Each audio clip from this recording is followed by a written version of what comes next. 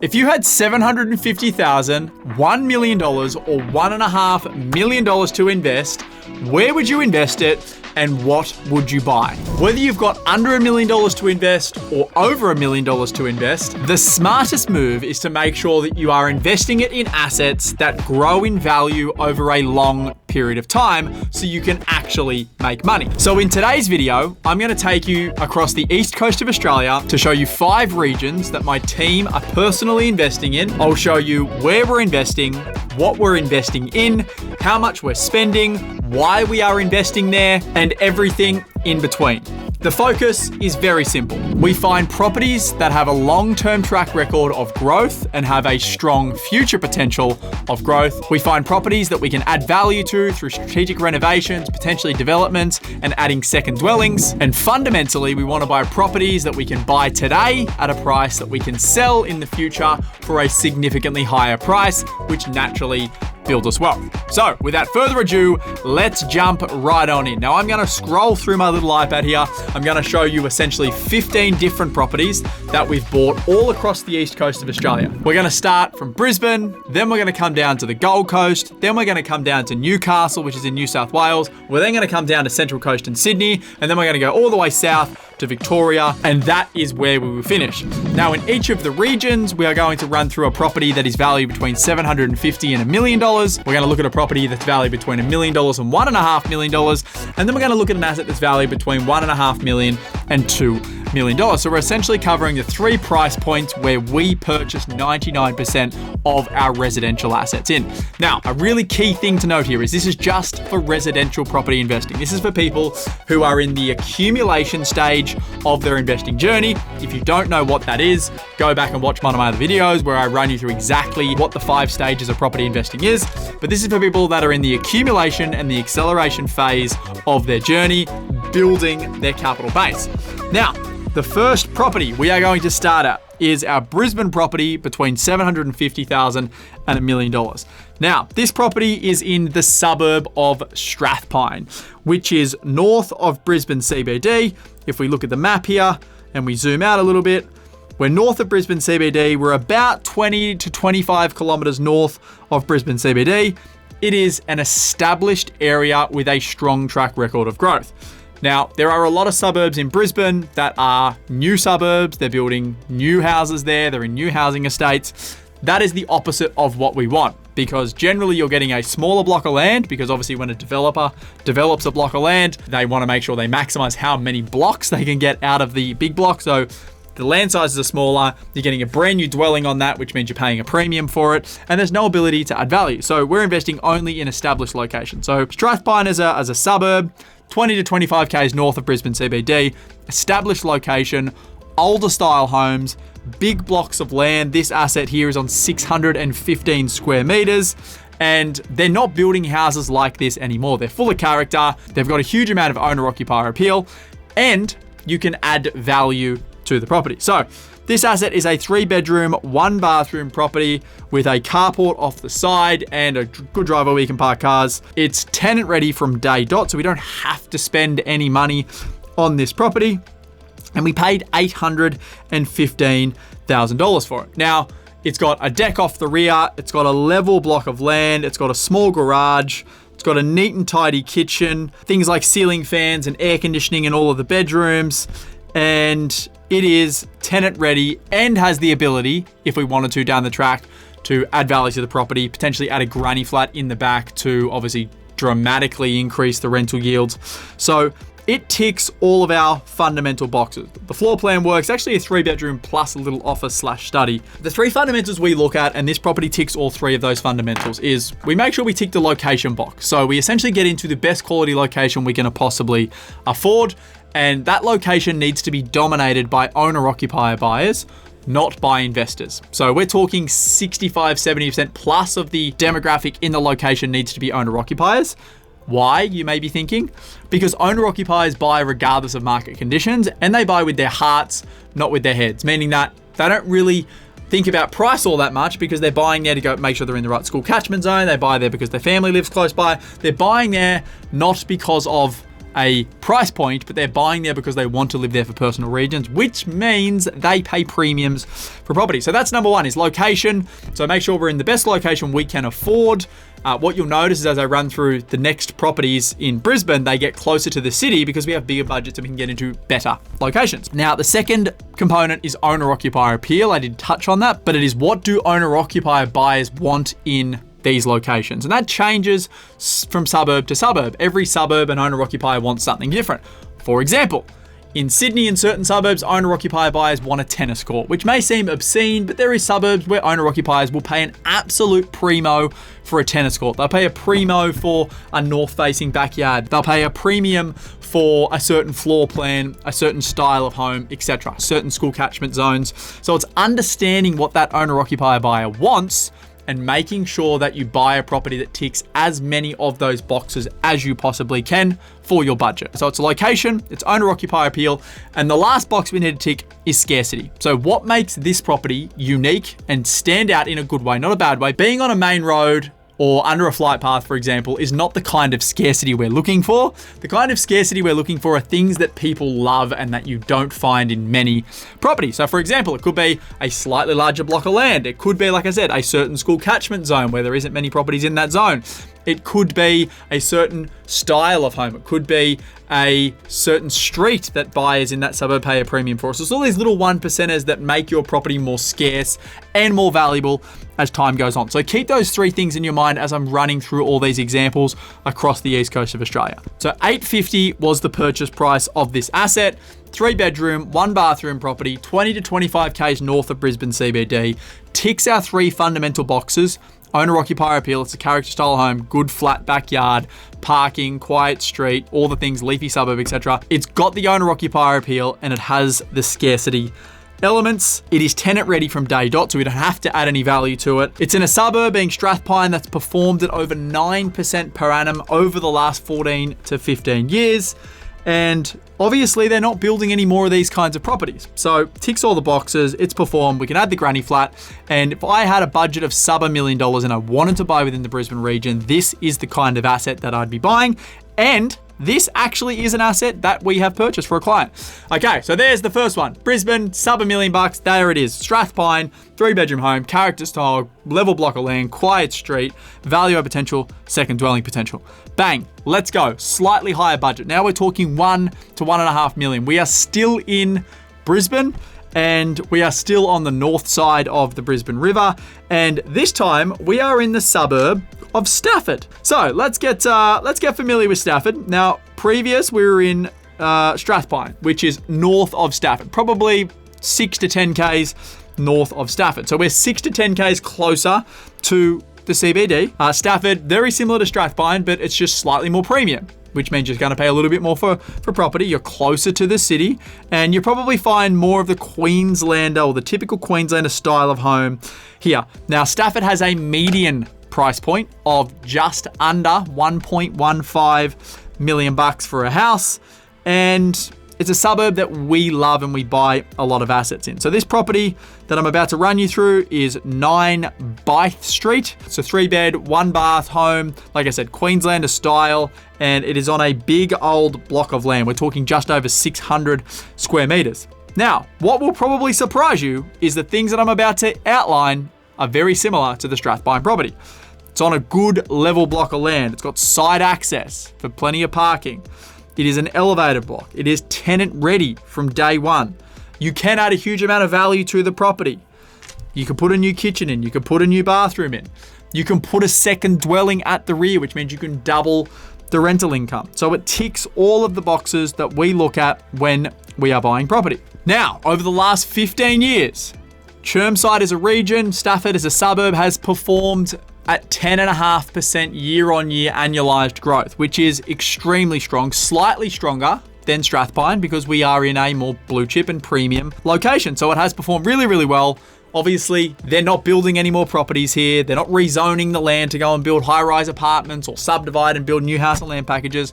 The properties that are there is all they will ever be. So if you think about the fundamentals that I just told you, owner-occupier appeal, tick, character style home, good school catchments, walk to shops, all that jazz, level block of land. It has the location element. We're 10 k's from Brisbane CBD.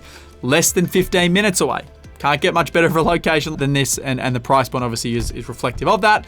And we have the scarcity elements. I mean, to get a 600 square meter block of land on a quiet street, tree lined with all these value add potentials, it's hard to come by. Ticks those fundamental boxes that I mentioned before. Now, if we're talking price point, this is the property that's between $1 to $1.5 million. We paid $1.2 million for this asset. And in terms of your rental income that you generate, we're talking $650 to $750 per week for an asset like this in this suburb. So if you have that kind of budget, this is the kind of pocket of Brisbane that I'd be looking in. Stafford, Chermside, Nunda, all of those suburbs that are circa 8 to 10 k's from the CBD. It doesn't get much better. If you compare that to somewhere like Sydney or to somewhere like Melbourne, it's probably 30 to 50% of what you would pay for a similar property in Victoria. And in Sydney, to get a 600 square meter block of land within 10 k's of Sydney CBD, you're probably paying 25 to 30% of what it would cost you in Sydney in some of the most premium areas. So that is our $1 to $1.5 million price point property in Brisbane. We will add a second dwelling to this so we can bring that rental yield from that $650 to $750 up to $1,400 a week. Next property. Now we're in the suburb of Barton and we are less than 6 k's from Brisbane CBD. We are still on the north side of the river. And this time we're at the price point of $1.5 to $2 million. So we're at a slightly higher price point. And again, this is another property that we've purchased for our clients. This is 10 Caldry Street, and this is a typical accelerator asset for us. It is in a premium suburb where there are many sales around this property of 2.5, 3, sometimes even $4 million. We're actually currently renovating this asset. So even though we've spent just over 1.5, it was a 1.52 purchase price, we're looking at spending $300,000 to $400,000 on this asset, which will actually take us up to that circa $2.2, $2.3 million valuation. Now, it's a 4-bedroom home. It's going to be a 4-bed, 3-bath property. Land size is just over 750 square meters. And the home, once it's renovated, will feel like that sort of Palm Springs style flat roof. It's going to be cool. It's going to be very cool. You can see rears onto not a rainforest, but sort of a nature reserve. You've got no neighbors at the rear. Fundamentally, it's a dated home, but that is why we liked it, because it had a huge amount of value potential. And the rental potential of this asset, once completed, will probably be $1,200 to $1,300 per week as a full-time rental. But for an asset like this, once it's been fully renovated, this could also work as a perfect short-term rental because you are so close to the city. It's going to be fully renovated. Big groups could come and stay here if they had something on in Brisbane, and you're literally 10 to 15 minutes away from the city in an Uber or a bus or something like that. That is a very good asset. Obviously, as you go higher in price point, your rental yields do decrease, but long-term growth rates in a suburb like this, again, 10, 11, 12% year on year for the past 15 years, very, very hard to match. If we went any closer to the city, you're talking, $2.5, $3.5 million, because really the next ring of suburbs in, which would be like your Hamilton or your New Farm, is right next to the city. And that is where there are sales of $10 and $15 million on a very regular basis. So this is as close as you can get really to Brisbane City before the prices start to get really, really extreme. So if you look at all three of those assets, in the grand scheme of things, they're all pretty close together. Strathpine, you're talking 20 to 25 k's from the city. You go one ring of suburbs in, we're in Stafford, you're talking 10-ish k's from the city, and then you come in again to Barton, you're talking sort of 5 to 6 k's from the city. They're all very similar in nature. They're the character style homes. They're on good blocks of land. They've all got value add potential. They're all in suburbs that are dominated by owner occupiers. They've all got a huge amount of scarcity to them. So you can see that regardless if we're at a $750 price point or a $2 million price point, the fundamentals of how we buy assets remain the same. The only thing that changes is the suburb that you're in. Obviously, the more money that you've got to spend, I would say that you're better off getting closer to the city, because the closer you are to a major city, the more scarce that land will become over time, which makes sense, right? And you've only got to look at really developed cities around the world, places like New York, places like Tokyo, places like Hong Kong, places like London. And the closer you are to those main hubs, the more extreme the price growth is, because the wealthier the people are that live there and the more they can spend on property. Now what we're going to do is we're going to come a little bit south. We're still in Queensland, but we are moving to the beautiful Gold Coast. Now everyone loves the Goldie, mate. I remember going to the Goldie when I was a young whippersnapper. Surfers paradise. You're on Cavill Ave. meet a maids, there's babes. It's a great time, all right? I was 8. No, but in all seriousness, the Gold Coast is pretty iconic. To be honest, I prefer Brisbane in terms of a city and where to live, but the Gold Coast is still close enough to Brisbane to be able to commute. You're sort of hour and a half, depending on whether you get stuck in the fucked up traffic between Brisbane and the Goldie. But you're not that far from Brisbane. You can live in the Gold Coast, travel. A lot of people have moved north from the colder state of Victoria to the Gold Coast, and we're starting to see some premium sales now in the Goldie because people love that lifestyle. So the first property is our $750,000 to $1 million price point. We're literally bang on $1 million here. We're $1,010,000. It's actually really hard to get into the Gold Coast now for that $750,000 price point. If you've got $900,000 to $1 million, you're sort of in there, but under that is challenging. This is a suburb of Southport. We are a few Ks north of the most premium suburbs, being Burleigh, being Currumbin, and you are getting in at $1 million. You're literally a few minutes from the beach. You're a few minutes from the major shops. We're on 500 square meters of land. We've got a 4-bedroom, 2-bathroom home. Tenant ready, as you can see as I'm going through the photos. Level block of land. And this asset is, again, fundamentally a great asset. It's a character style home, level block of land, close to everything, quiet street, which is very, very important. You don't want to be on busy thoroughfares or anything like that because that takes away from the scarcity of an asset. And we can add value to it. It can be renovated. We could potentially add a second dwelling on there. It ticks all of our boxes. Again, so all the things that I ran through in our Brisbane assets, our Gold Coast assets are going to tick as well. $1,010,000 was the purchase price, and you're looking at circa $800 a week in rent for this asset, which will give you about a 4% rental yield, which is a balanced asset. So this is the kind of assets we're buying in the Goldie. If I just bring up our little map here, you can see where Southport is. So Southport, just north of Surfers Paradise. Surfers Paradise is the most iconic of the Gold Coast. We definitely would not invest there. But, you know, I remember being a kid, family holidays to the Gold Coast. You go on to Surfers Paradise, you go onto the theme parks and all the rest of it. Southport is just north of that. And south of that, you've got Burleigh Waters, like I mentioned before, Mermaid Beach, which is probably the most premium part of the Gold Coast, Broad Beach. It's iconic, all right? It's a great area. And in terms of long-term growth rates, the Gold Coast over the last 15 years has actually outperformed Brisbane. You know, a lot of these suburbs have done 12, 13, 14% year on year for 15 years, which is incredible. And it's because the Gold Coast is bringing wealth from all over the country because of the lifestyle factors. And again, there's a huge amount of scarcity, right? On one side, you've got ocean. You can't build out into the ocean anymore. We're not in Dubai. They don't just build islands and put houses on them. And then on the left-hand side, or the western side, I should say, you sort of have the mountain ranges, right? The hinterland, so you can't just build up in there. So that's our $1 million or $750,000 to $1 million price point. If we go up just north of that, so we're talking the $1 to $1.5 million price point now. I haven't gone all that much higher. We're at 1.175. We're in the suburb of Ashmore. So if I pull up our little map here, Ashmore is very close to Southport. We're a little bit further southwest, and like same thing, owner-occupied dominated suburb. This property literally has $0 to spend on it. And that's what our client wanted. They wanted set and forget, don't have to spend any money. It's super neat and tidy. It's on 707 square meters of land, so a really big block. And you probably wouldn't put a second dwelling on this. You just keep it as it is. You'll rent it out. You're going to get that long-term growth. And to be honest, this could be another asset that you could short-term lease if you wanted to. But our client is long-term renting this, and they're looking at $800 to $900 per week in rental income for this asset. But again, very similar to our Southport asset, good suburb, quiet street, dominated by owner-occupiers. You're close to all the amenities, like the beach, which is obviously what everyone loves about the Goldie. You're close to the shopping centres, you're close to all the local shops, and you're still within sort of an hour and a half of Brisbane CBD. And then we go to the Big Mama. We've come south again, the Big Mama. How good is that? We come south again to Burleigh Waters, which, like I said before, one of the most premium suburbs in all of the Gold Coast. We're in just under 700 square meters of land, which is $693,000. Now, we are slightly over our $2 million price point here. We're at $2.24 we pay for this asset, but literally nothing to spend. This is the perfect short-term rental. Again, our client is just putting a long-term tenant in it because of the ease, but being within Burleigh Waters, it's close to everything people love. You've got the Burleigh Pav down the road, Broad Beach.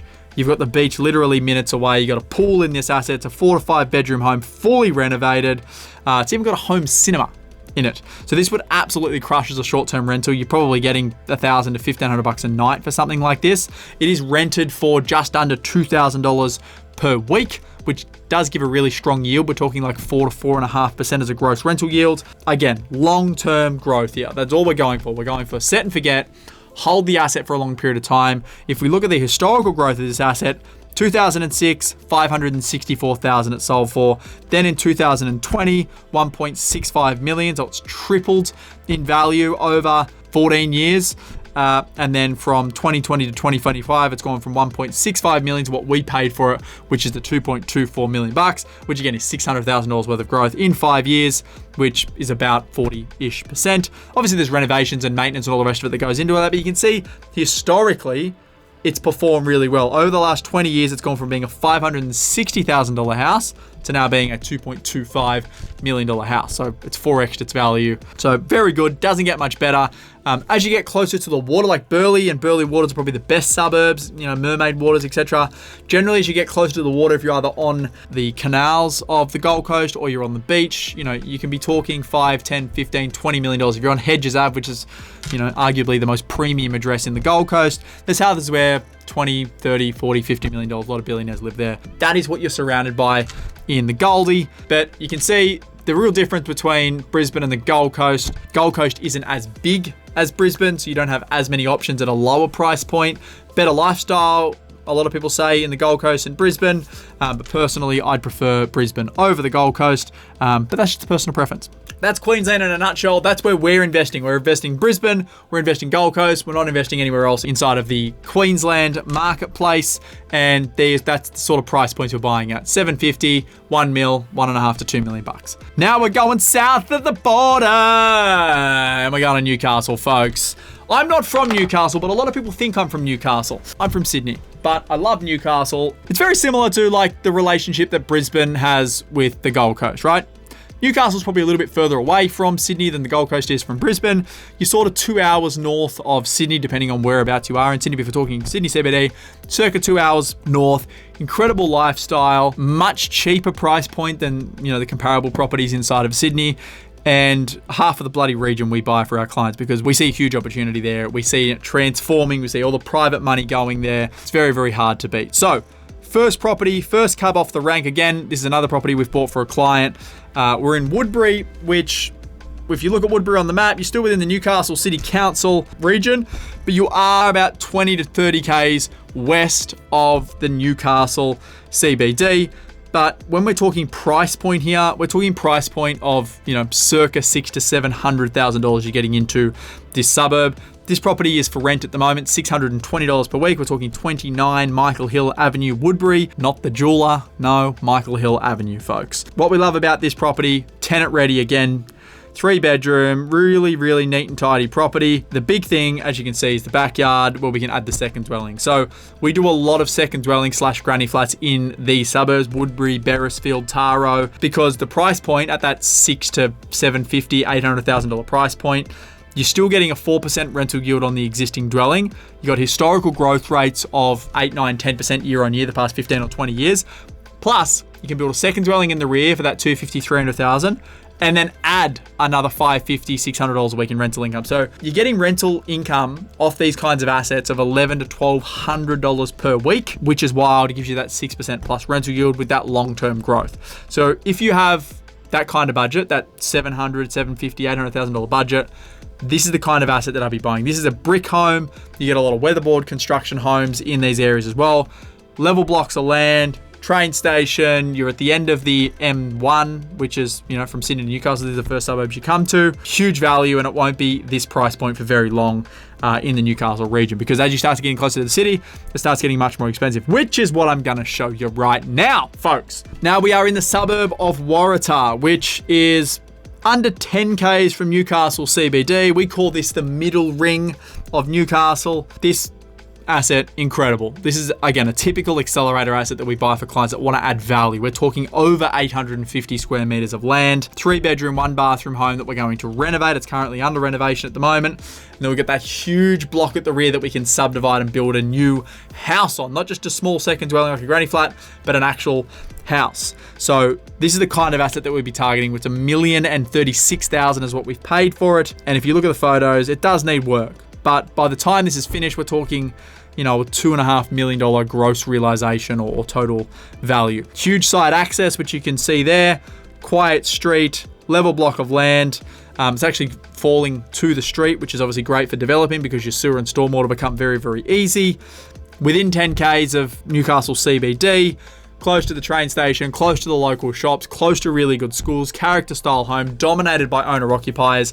Historical growth rates again of that, 8, 9, 10% over the last 15 to 20 years. Very, very good suburb. They're not rezoning any land. There's no house and land packages or, huge apartment blocks going up.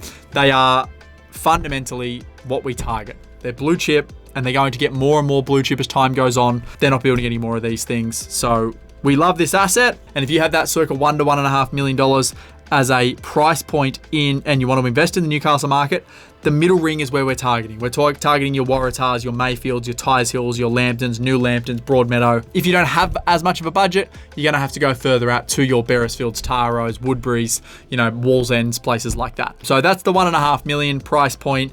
This asset we're going to add huge value to. You could buy a set and forget asset that you don't have to spend any money on for a slightly higher price point, but the strategy for this client was to buy, renovate, add value, and extract the equity to buy more properties. Now, we're at that $1.5 to $2 million price point. And again, what you'll notice, very similar to what you saw in the Gold Coast and in Brisbane, really all that changes is proximity to the city, right? As you get closer to the major cities, it does get more expensive because the land is more scarce. It is a more premium address. So we're at a $1.7 million price point. Again, another asset we bought for a client. We're on 635 square meters of land, 3-bedroom, 2-bathroom home, character style home, brick construction in the suburb of Hamilton, which Hamilton, if anyone knows Newcastle, you're really in the thick of it. You've got Beaumont Street, which is where all the cafes and shops and train station is. That takes you into the light rail, which is in Newcastle CBD and the beach, essentially.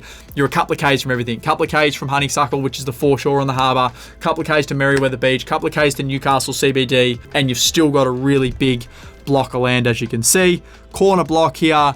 Tenant ready from day dot. But this has a huge amount of value potential. I mean, the long-term plan with this asset would be to extend off the rear and create, a home that's worth $3.5, $4 million, which is surrounding this property. So as you can see, as a bird's eye view, Stockton Beach, Nobby's Beach, Honeysuckle, can't see the train station, but it's all close by. And homes like this with the brick construction adds to the scarcity. You've got ornate ceilings, you've got LED light windows. They're not building homes like this anymore, which means these properties and keeping that heritage looking facade is super important because people will pay premiums for them as time goes on because they just don't build them like this anymore. And on top of this, it's zoned R3, which is medium density residential, which means you get more internal floor space and more of a height limit than a standard R2 block. And this property was built 100 years ago. 1926 is when it was built, 2025 now. Next year is 100 years. So it's a post-Federation home. Doesn't get much better than this. Some people like Hamilton, some people prefer Merriweather, some people prefer Bar Beach, but if you look at the map, they're all essentially right next to each other. You've got Merriweather, which is just east of Hamilton. You've got Maryville, you've got Bar Beach, you've got the Junction.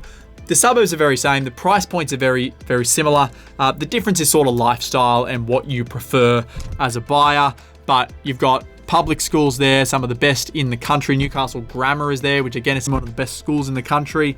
And you're 2 hours north of Sydney. It doesn't get much better than this and more blue chip than this. This kind of asset's going to rent for around about $1,000 per week, but once renovated, you could really jack that up to maybe $1,500 to $2,000 per week. And you would appeal to a young family as the tenant. Righto, folks, we're jumping on the M1 and we're going just south. We're going to Sydney, which is actually where I am right now recording this video. In Sydney, everyone thinks it's, extremely expensive. You'll never get in there and all the rest of it, which, look, to be honest, in certain suburbs is probably the truth for 99% of people. But there are places that are still either in Sydney or very close to Sydney that you can get really good quality assets and you're still probably within an hour of Sydney CBD. Which in Sydney, an hour, it sometimes takes me 30 minutes to get from Bronte to Paddington with fucking traffic. All right, so an hour is not that bad if you don't have, you're not having good traffic. So before we actually get to Sydney, we're going to stop in the Central Coast, which is just north of Sydney. And in the Central Coast, I honestly believe that it's probably some of the most undervalued real estate close to Sydney. There are a lot of old suburbs in the Central Coast which generally had pretty bad names for themselves historically, but they're changing. They're gentrifying. A lot of the old people who live there and I guess the lower socioeconomic people are getting pushed out, or they're, coming to with the time. So San Remo, to an extent, it is rough, but it is a suburb that is changing dramatically because you can still get into San Remo, which is surrounded by suburbs in the many millions of dollars in price point for sub $1 million. And this is an asset that we bought recently off market, $945,000. It is an established dual occupancy, meaning it is a house and a granny flat. This is renting for $1,100 per week. We're on just under 500 square meters of land. We're within minutes of the water. We're surrounded by great suburbs. Just north, you've got Catherine Hill Bay. Just to the east, you've got Budgewoi, Toukley, Nora Head, which is where our Central Coast office is. Just to the south, you've then got Avoca, etc. But it's a suburb that's gentrifying and you can still get really, really good value there. We're huge fans of this market if you have that $750,000 to $1 million price point. Historical growth rates are out of control, 10, 11, 12%, sometimes even more. It's actually performed very similar to the Gold Coast. You may not actually be able to get into Sydney in a house for that, $750,000 to $1 million price point, but you can get into a suburb very close to Sydney. Central Coast is very close to Sydney, I don't care what anyone says, and you can get a better lifestyle. If you're in $750,000 to $1 million price point, you're 60 to 70 Ks from Sydney CBD in a suburb like where I grew up in Wilberforce. You haven't got the ocean or the beach close by, you got the Hawkesbury River. And to be honest, you probably get a better life in the Central Coast than you do in Sydney for that price point. So we are huge fans of that sort of mid Central Coast pocket, sub $1 million. You get dual locks. Dual locks are very common. You're getting 5.5% to 6% rental yields. Awesome. So if you've got that price point and you're thinking Sydney, probably going to be limited in Sydney, probably going to be a similar distance from Sydney, but the Central Coast offers a huge amount of opportunity and probably better investment prospects. Now, if you've got a slightly higher budget, we're going to move closer to Sydney. Now, we're in the Baulkham Hills region. We're in the suburb of Baulkham Hills, which is in the Hills district. We're probably about 40-ish Ks from Sydney CBD, and the Hills is owner-occupied dominated. Incredible schools, access to public transport, which is right into the city. You're still on really big blocks of land, like we're on 720 square meters of land with this property. This one's really unique, 31 meter frontage, which is huge for a block of land. Just under 1.5 million here, we're at 1.466. Big home, huge value add potential. It's not in original condition, but it's very close to original condition. Baulkham Hills is a very, very good suburb. You're close to Rouse Hill. Like I said, you're literally within 45 minutes of Sydney CBD, and you've got some of the best schools in the country. Historical growth rates, as you can imagine, have been incredible. But that is where you're getting for that $1 to $1.5 million price point in Sydney. You're going to likely be in the Hills district, or you'll be, south of Sydney in sort of the Sutherland Shire, or you're going to be out sort of near Campbelltown. But for me, the Hills is the best bang for buck if you've got that $1.5 million price point. We buy a lot of assets here. It's an established area. They're not building any more stock here, like I keep repeating. But for an investment grade suburb, doesn't get much better than the Hills district. Rental yields aren't going to be as strong. For an asset like this, you're probably talking $800 to $900 per week in rental income. But these kind of assets are growth focused, right? You're buying them to hold them long term to fill the uptake of Sydney. Super supply constrained. They're not building any more of these things. Obviously a huge growing population. A lot of people want to live out here due to the schools. It's an absolute banger. Now, near my home suburb, folks, not where I grew up, but where I currently live.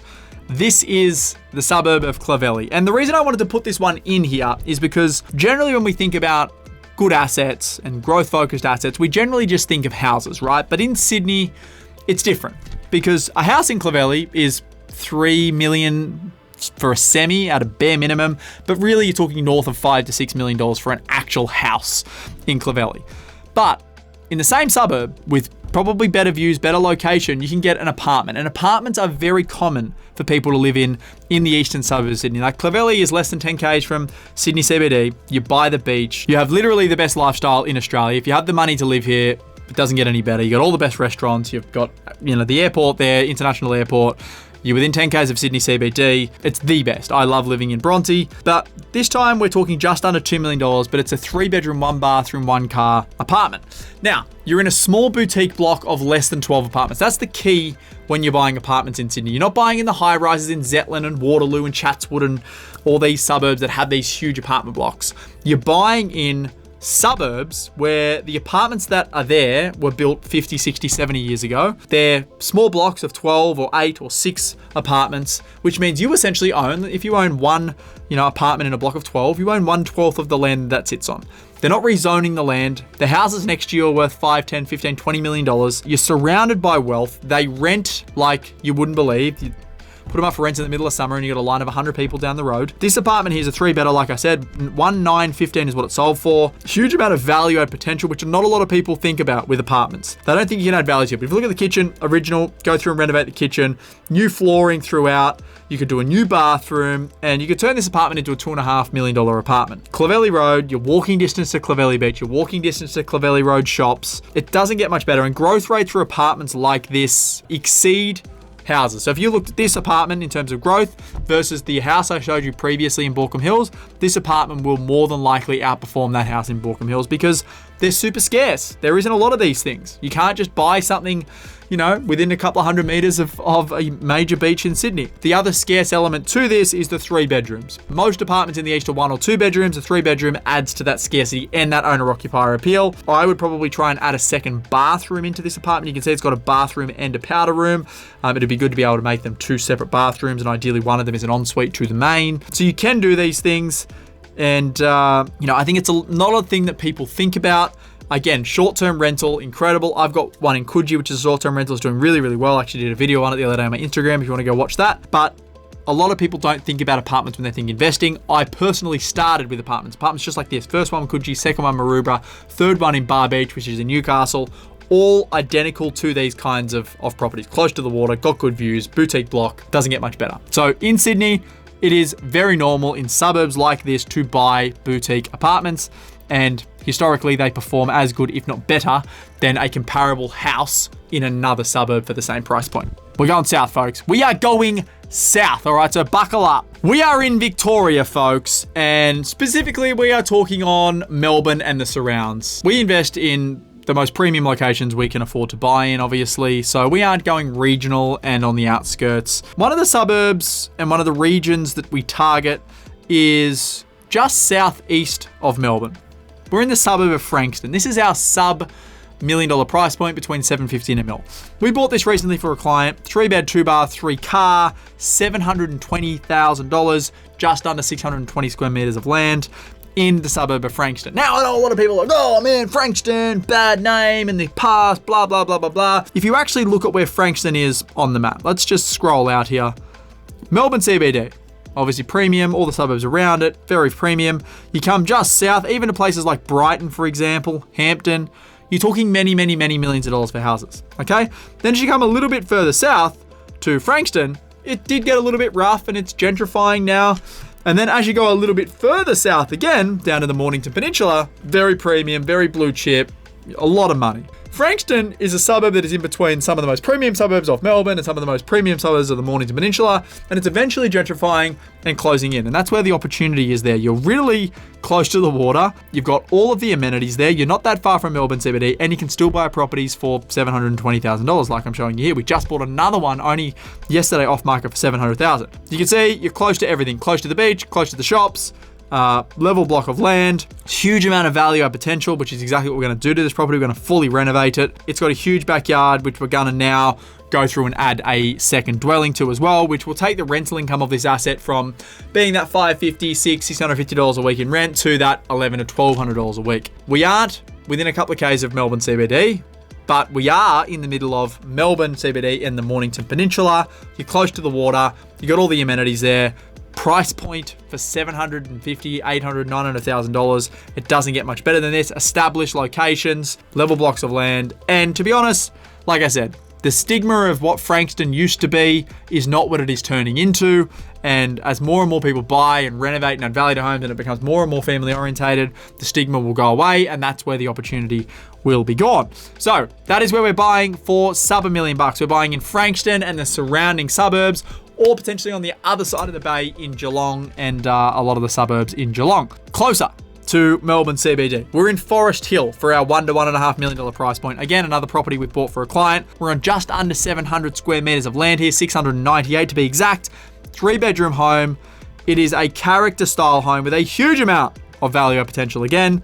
We are again building a second dwelling on this asset. Big level block of land. You aren't far at all from Melbourne CBD. If I pull the map up here, you can see you're surrounded by some of the best suburbs in Victoria. You know, you look to the east, you've got Camberwell. You look to the north, you've got Blackburn. You look to the south, you've got Mount Waverley. You're literally surrounded by some of the best suburbs in all of Melbourne, multi-million-dollar suburbs.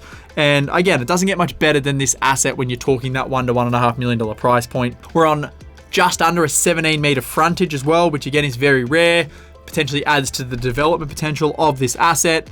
And again, you'll have a lineup of people down the street every day to rent an asset like this. The reason we're buying a lot of these assets that we need to add value to versus buying them done. I mean, we did have the Burleigh Waters property that was done, but other than that, nearly all of them have the ability to add value. And the reason we do that is because we want the majority of the value of the asset to be in the land itself. If you go and buy a beautifully renovated, done property, unless that's what you need, then you're obviously going to be paying a premium for that renovated product that you don't have to touch.